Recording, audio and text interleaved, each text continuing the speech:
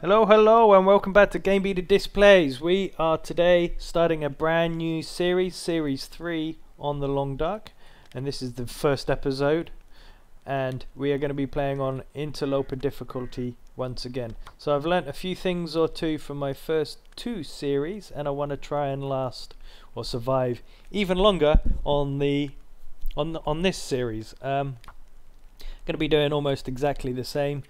I did unlock this book smarts, which gives you 10% more benefit every time you complete a research book. I'm not going to be using that. I think burning 25% fewer calories whilst you're sprinting is probably more beneficial. Cold fusion, I think that's just a staple one that I'll be using forever, even when I've unlocked all of these ones. But anyway, so we're on Interloper Difficulty. We are using the free runner and the cold fusion. And this is going to be called Season 3. Int. There we go. So, like I said, learnt a few things or two in the first two episodes. Season 1 went awful, was quite short. Season 2, I was getting pretty settled. And, wow, that waterfall was loud. Getting pretty settled on the season 2. I had made the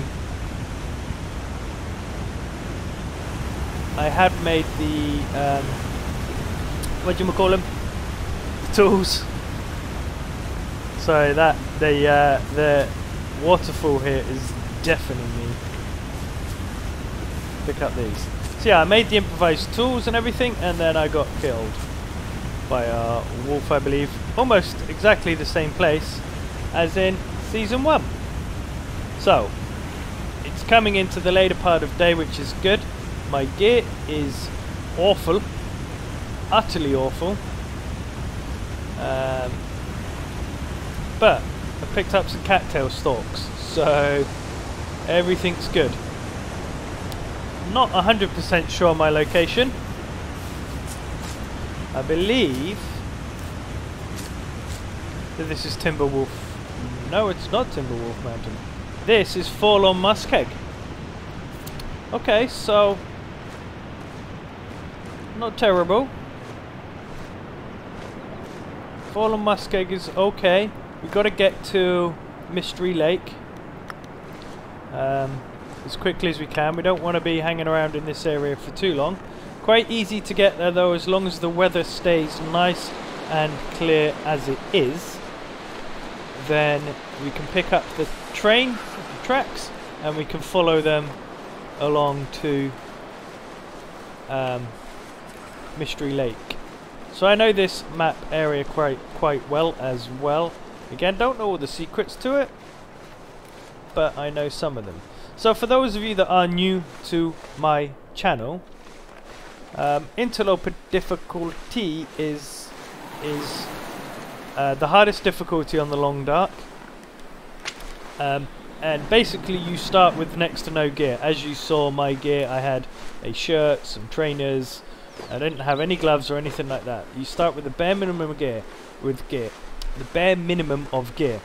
Everything that you need to use, such as the hatchet and the hunting knife, you have to make yourself at a forge. And there happens to be a forge in Forlorn Muskeg. Now obviously I don't have a hatchet and I don't have the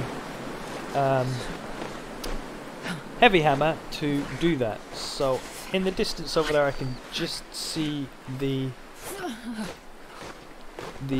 power lines or telegraph lines, and there is the train. So we are going to be cutting across there.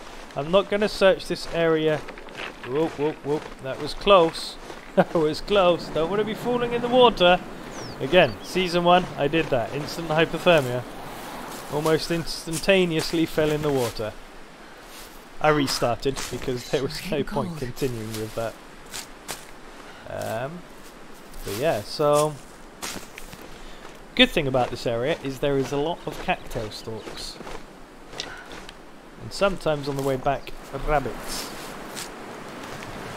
So we've got to start pressing forward in a bit. Once we get over to that cart, we are pretty much there. What we can do is we can go through into Mystery Lake, swing around by the hunter's cabin, and probably sleep there for the night, depending on how and when we make it. Sorry, my control pad froze up then and it was a little bit weird. Right, so hypothermia risk kicking in. I'm freezing. That is not an issue at the moment. It will be if I catch hypothermia. So, no rabbits yet. Sometimes you find rabbits along this way, but I haven't found any yet. It's good to get the rabbits early. Kind of, you can knock them out with stones. Pretty easy to hunt. Not a bad source of calories for the meat, and obviously you can pick up the guts and the hide, or the pelt, I should say, for crafting.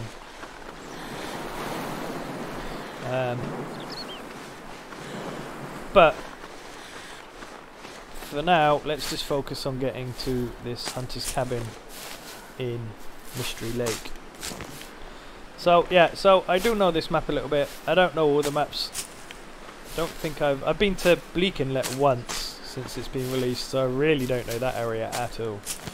But ultimately, as with any game I play and any game that I play on and upload to YouTube,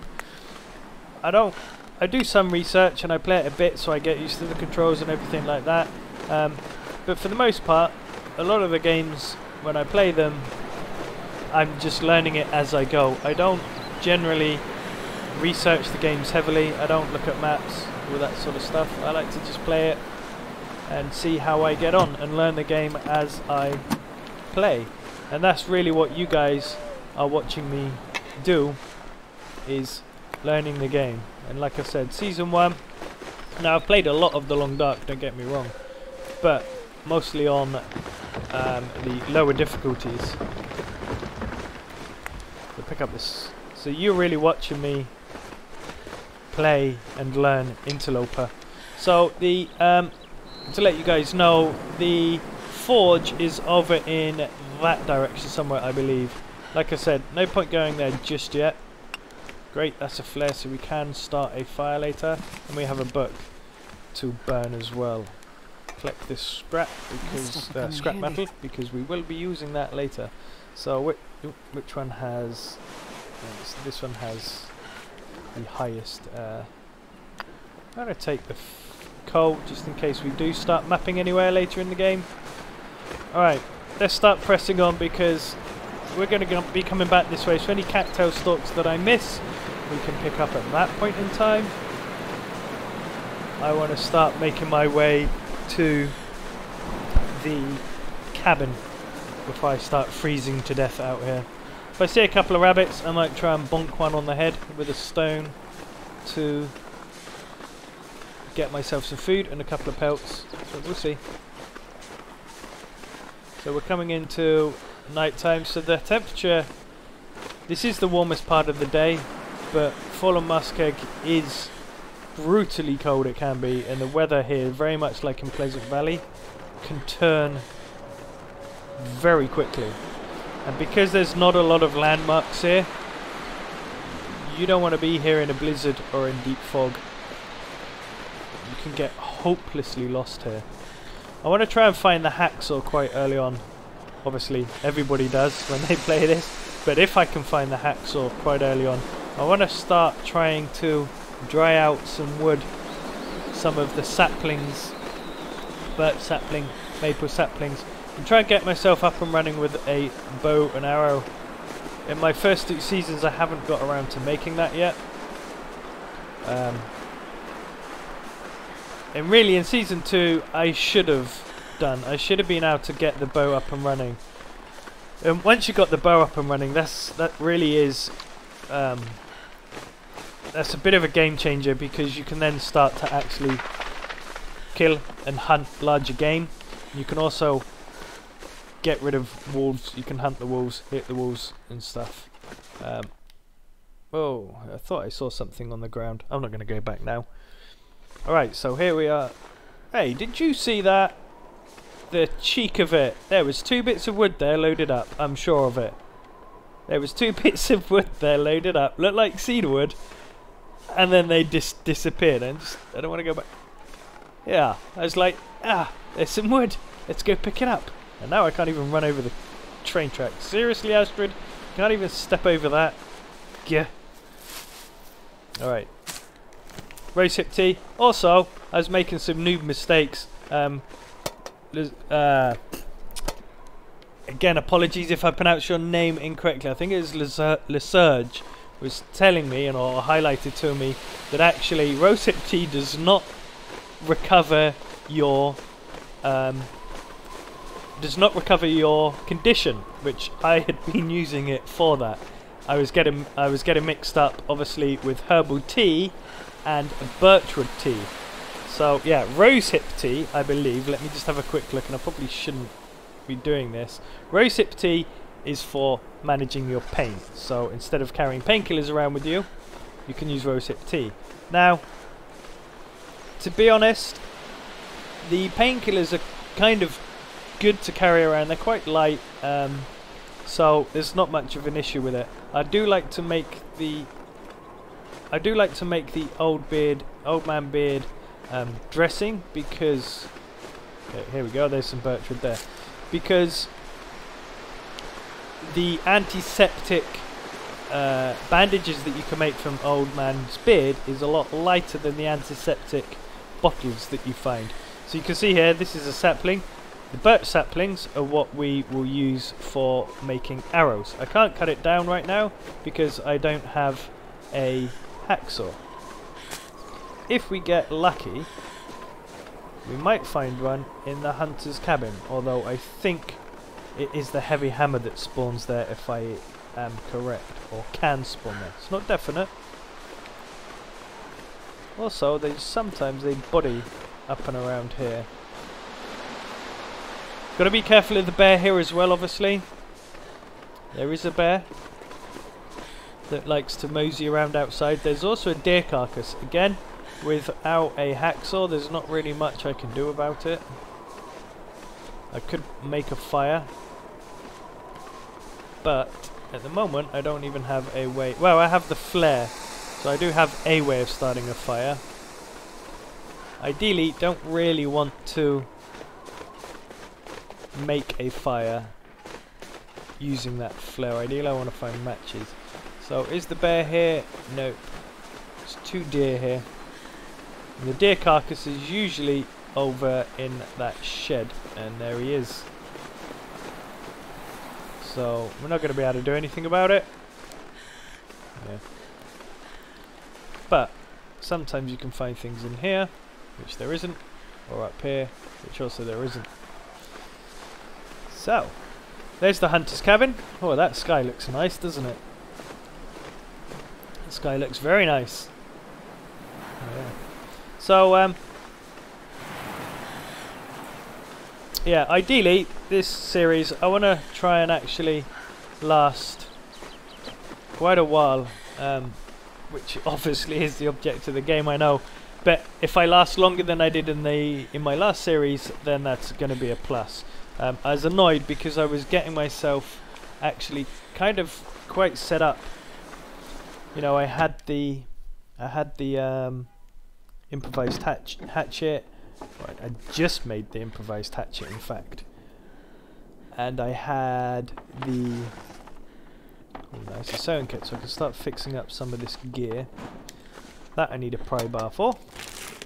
Yeah, and I just started to get a footholding with all the gear and everything, and then obviously a wolf killed me in almost exactly the same place as I got killed before. Just on the coastal highway, I believe it was. Okay. Not bad, not bad. Got some nice food so far. There's a can, and there's a cooking pot, and there's another cooking pot here. I like to just carry 2 cooking pots around me. I know they're quite heavy, but being able to cook up 4 litres of water as opposed to 1.5 is, or 2.5, sorry, is Very important. There is the hacksaw. Perfect. Excellent. So we can actually go out and maybe hack up that deer carcass if we can find some matches, which we have been unable to find so far.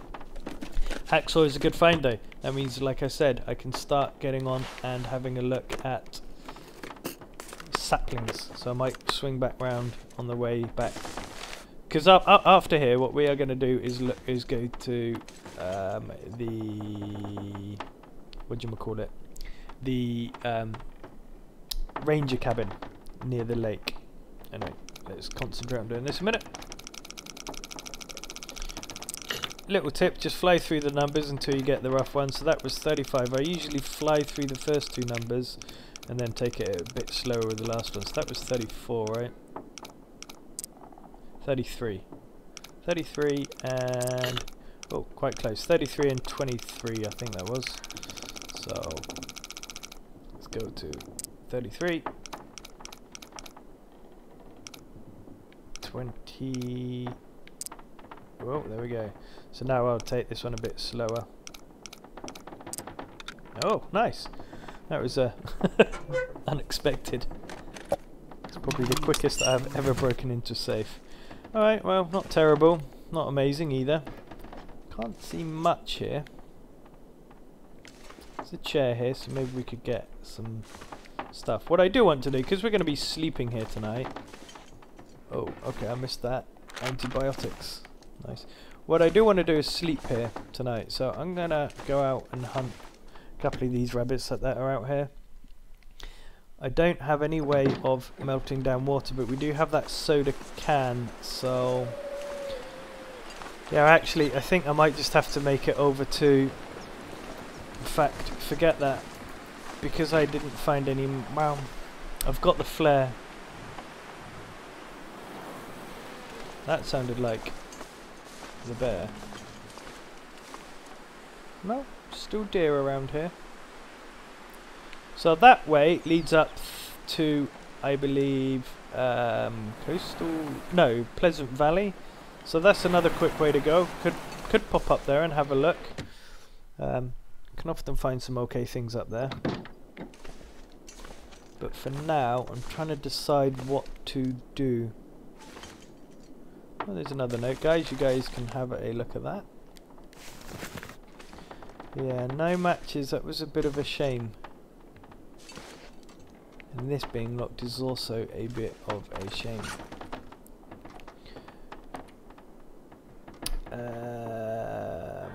Well, yeah, I can't stay here, really. I should make my way to the ranger's hut now. And then what we can do is we can come back here maybe later, just to double check. If I get the pry bar, we can come back, have a look in this cupboard, and see if I've missed anything. It's a bit dark. Yeah, ideally I just need to get to the other hut, because I need a way of melting down water, snow, to make water. And I don't have any matches, and I don't really want to use my flare, because flares are useful for getting rid of wolves. Really is. I love it when the sky goes this ominous red colour. I know, Astrid, I'm sorry. You can throw rocks at wolves if you're a good shot. If you miss, it's almost certain death. But if you're a good shot with the rock, you can hit them on the head and they will run away. I do it on the lower difficulties when I don't have the gun, or when I have good gear that I know that I can survive a wolf attack. Like I say, it is not recommended though unless you're a good shot, because if you miss, you're going to piss the wolf off and it's going to come charging right for you and it's going to eat you. It will chomp on you until you're dead. So, oh, some more birch. Now this is all very well and good, but without matches I'm a little bit stuffed. So this is probably the map that I know the best, Mystery Lake. Some more as well. And Yeah, I know it quite well. I know where quite a lot of the things are that you can find, like this dead body over here, for instance. I'm gonna have to collect some feathers. Nothing. Yeah, I need these feathers. Where are the other feathers? There should be 3 of them usually around here. Nope, no more. So yeah, Mystery Lake is a good place to get yourself set up because you've got the hunter's cabin, which is always pretty warm in there. And just outside there you can often cut down, there's often branches that have fallen out of the trees which you can cut down if the weather's not too cold. I wouldn't be doing that just yet obviously because I'll freeze to death. And then you've got the hydro dam just down the way, which is a good place sometimes for finding some stuff, although it takes a long time to go through there. And then you also have the lake, and the lake is a good source of fish. As long as you can find some as long as you can get some guts to make some lines and some scrap metal to make the hooks, you've kind of got a good source of calories and oil. But the fishing, obviously, you need to be doing that once you've got yourself set up with multiple ways of starting fires, etc. You don't want to be doing it this early in the game because I can't even find. I have no way even of getting water at the moment, and that is going to be an issue. I always felt the game should start you with like a lighter or something just to get you going, and maybe the lighter has 10 uses and then it's permanently broken, just to get yourself started, because obviously if you don't find matches you're screwed. You'll become dehydrated and then it's game over. You know, your dehydration, I mean, it's okay being starving, and that's how you play this game really, is that you will eat at night before you sleep so you can sleep through the night and regain condition. But generally during the day, at least for the first part of the game, while you're getting yourself established, you will be leaving yourself to starve. See here, I've said this is one of those branches I was talking about. It's quite close, so it doesn't matter, you can come and break that down, and even if you do get a bit of hypothermia risk, your hut's just here and you can always run back and start warming yourself up again. And the lake is just down there.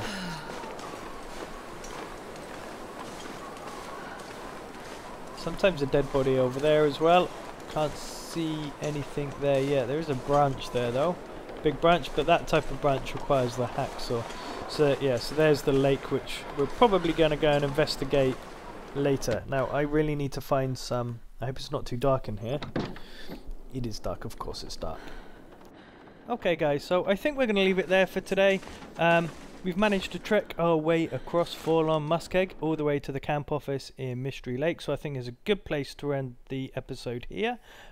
If you've enjoyed this episode, please make sure you hit that subscribe button and the like button as well for the video. And we'll see you next time on GameBeta Displays, The Long Dark Interloper. Bye bye.